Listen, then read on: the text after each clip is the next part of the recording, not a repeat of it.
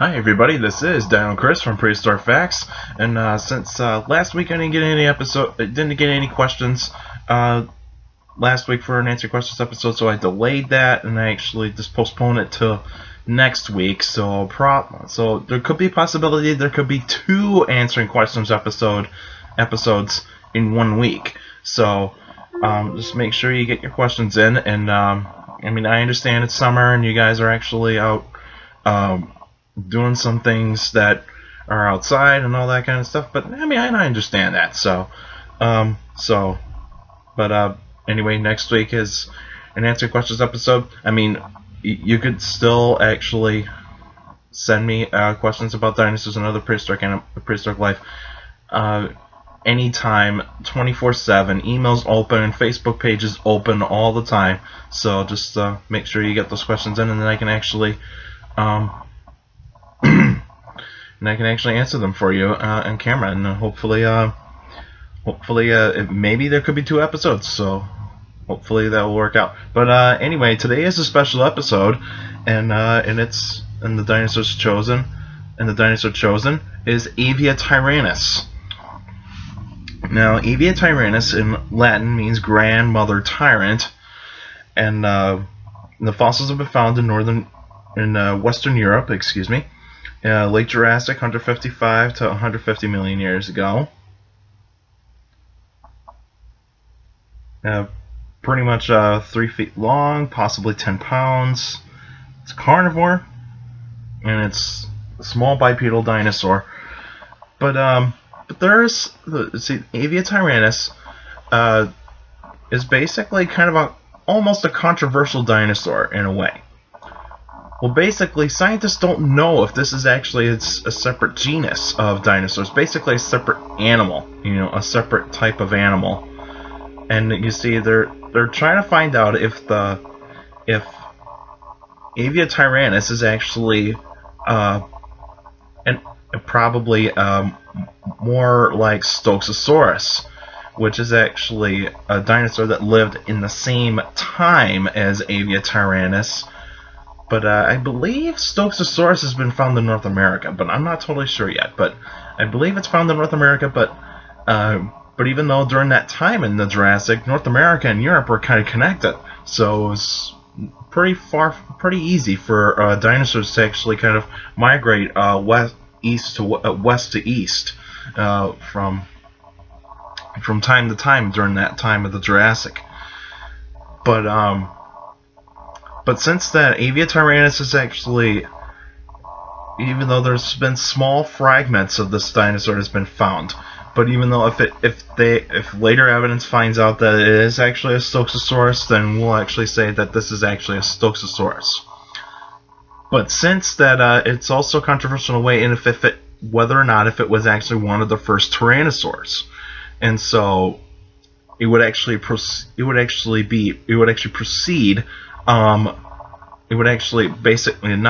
Basically, it's the kind of like an ancestor to Guanlong, and then that would actually pretty much kind of actually be the first tyrannosaur that was actually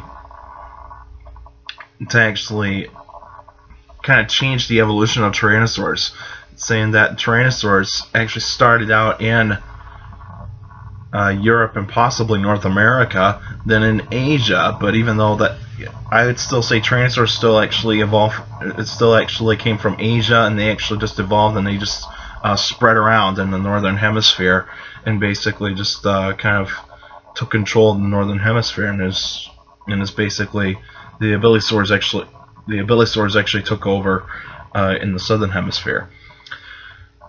Now, since that Aviatyrannus is actually a small animal, it's actually a 3 feet tall, 3 feet long dinosaur, so it's pretty much actually going to be hunting small mammals, probably reptiles, amphibians, probably actually eat insects as well. And since that is technically the bottom, kind of like the bottom feeder of the carnivorous dinosaurs during that time, because it couldn't compete with the allosaurs. It could not compete with the allosaurs during the time, or even the ceratosaurs. The ceratosaurs and the allosaurs were actually the dominant predators during that time. And so you wouldn't actually hunt down the large prey animals like Stegosaurus, Apatosaurus, Diplodocus, those kinds of dinosaurs. So basically it's just going to be eating small mammals, reptiles, amphibians, and even some insects. And whether or not this dinosaur would actually be feathered is still unknown. So it's still unknown, but even though there has been that recent discovery in Siberia, saying in Russia and area of Siberia, saying that I think basically it was taken out of context, saying that all dinosaurs are feathered. But you see, I don't think that's totally the case, because since I'd say that not all dinosaurs were probably feathered.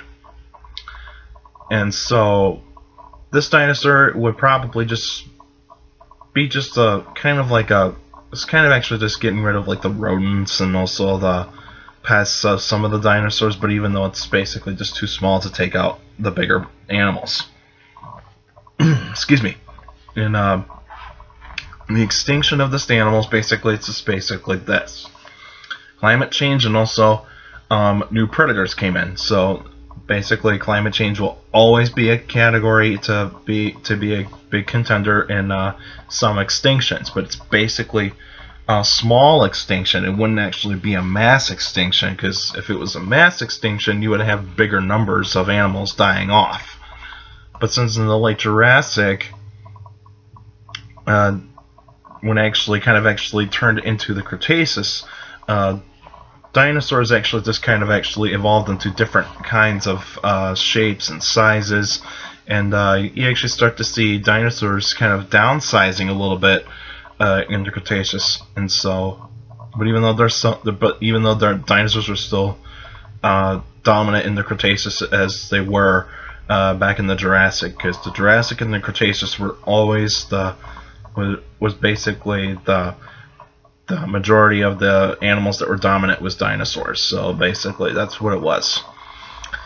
Alright, that's it for now, since I don't have too much information about this dinosaur. But just to remind everybody that next week will be an answering questions episode, or episodes, because I might do 2 episodes. So I mean, I'll let you know, but I'm looking forward to see some questions. But to see some questions about dinosaurs or any other prehistoric life, you could still email the questions to dinocris71@gmail.com, and you can also post them on the comment section of any Facebook post.